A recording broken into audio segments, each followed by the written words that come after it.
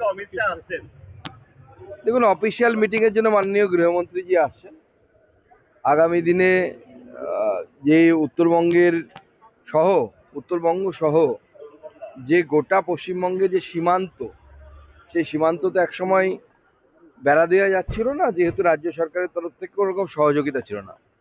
নতুন সরকার মাননীয় শুভেন্দুবাবুর নেতৃত্বে গঠিত হওয়ার পর যত তাড়াতাড়ি সম্ভব জমি হস্তান্তরণ করে দিয়েছে বিএসএফ।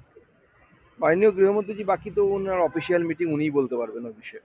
হাইড্রোজেন চালিত ট্রেন চালু হচ্ছে। তো প্রথমবার হাইড্রোজেন চালিত ট্রেন আমরা ব্যবহার করছি। মাননীয় প্রধানমন্ত্রীর নেতৃত্বে, মাননীয় রেলমন্ত্রী অশ্বিনী বৈষ্ণবজির নেতৃত্বে ভারতবর্ষে রেলে অনেক কিছু পরিবর্তন হয়েছে। আজকে প্রায় 90-এর বেশি অমৃত ভারত স্টেশন গোটা ভারতবর্ষ জুড়ে তার উদ্বোধন হচ্ছে, এবং এনএফআর-এর অনেকগুলো হচ্ছে, তার মধ্যে পশ্চিমবঙ্গের 25টা মতো হচ্ছে।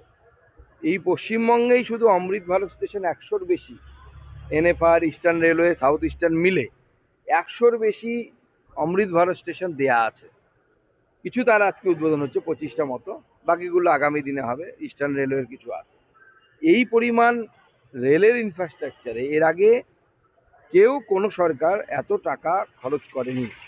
তারই একটি উদাহরণ হচ্ছে হাইড্রোজেন চালিত ইঞ্জিন। এই ইঞ্জিন পলিউশন হয় না, কারণ হাইড্রোজেন যখন আমরা পোড়াই বা জ্বালাই, কম্বাসন করি যাকে বিজ্ঞানের ভাষাতে, তার যে বাই প্রোডাক্ট তৈরি হয় সেটা হচ্ছে H2O বা জল। অন্য ক্ষেত্রে পেট্রোলিয়ামের ক্ষেত্রে কার্বন ডাইঅক্সাইড, কার্বন মনোক্সাইড, বিভিন্ন ধরনের গ্যাস উৎপন্ন হয়, যে গ্যাসগুলো অত্যন্ত ক্ষতিকারক এবং পরিবেশ বান্ধব নয়।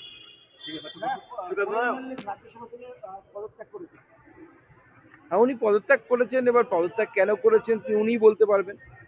তবে বিগত দিনে দেখেছি যারা আমাদের নেতাদের সাথে দেখা করেছেন তারা প্রত্যেকেই আবার বিজেপির টিকিটে আসতে চেয়েছেন, কারণ তাদের এখন অনেকটা সময় বাকি। কোয়েল মল্লিকের তো মনে হয় প্রায় 5 বছর বাকি, 1 বছরও হয়নি মনে হয় এখনো।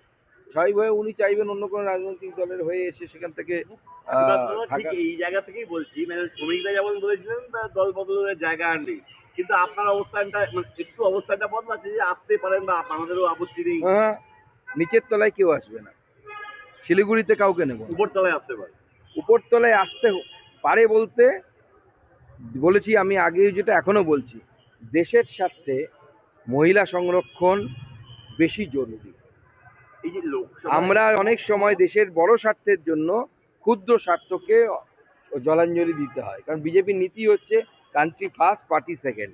আমরা জানি পার্টিতে হয়তো সাময়িকভাবে এতে বিজেপির ক্ষতি হবে, পশ্চিমবঙ্গে কিছু মানুষ বিক্ষুব্ধ হবে, কিন্তু দেশ আগে, তারপরে পার্টি। এই যে লোকসভায় এনসিপিআই, রাজ্যসভায় যারা তৃণমূলের সাংসদ ছিলেন বিজেপিতে যাচ্ছে না, আর এ রাজ্যে ঋতব্রত তৃণমূল, এটা কি ওয়ান দেশ ওয়ান নেশন ওয়ান ভোট এই লক্ষ্যেই মানে জলমাপাটা বা জমিটা তৈরি করার জায়গাটা প্রস্তুত করছে বিজেপি? দেখুন, আমরা এনসিপিআই কে যাবে না যাবে তাদের ব্যাপার, আমরা যারা বিজেপিতে এসছে তাদেরকে নিয়ে বলতে পারবো। বাকি কে চটি চাটা তৃণমূল আর কে বালিশ চাটা তৃণমূল, সে নিয়ে আমাদের কোনো ব্যাপার নেই।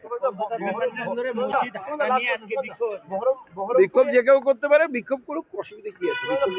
বহরমপুরে পুলকারে ধাক্কা হয়েছে কিছুক্ষণ আগে এবং সেখানে 3জন স্কুল পুরো মারা গেছে রেলের ধাক্কা। অত্যন্ত দুর্ভাগ্যজনক ঘটনা। জীবনহানি তো অত্যন্ত কষ্টের, কিন্তু বাচ্চাদের জীবনহানি মানে এটা বিরাট ব্যাপার। কেন হলো, কি হলো, তার তদন্ত দরকার, রেলও তদন্ত করবে আশা করি। তারা 21শে জুলাই আগে চলে যায়, এই ব্যাপারটা কি?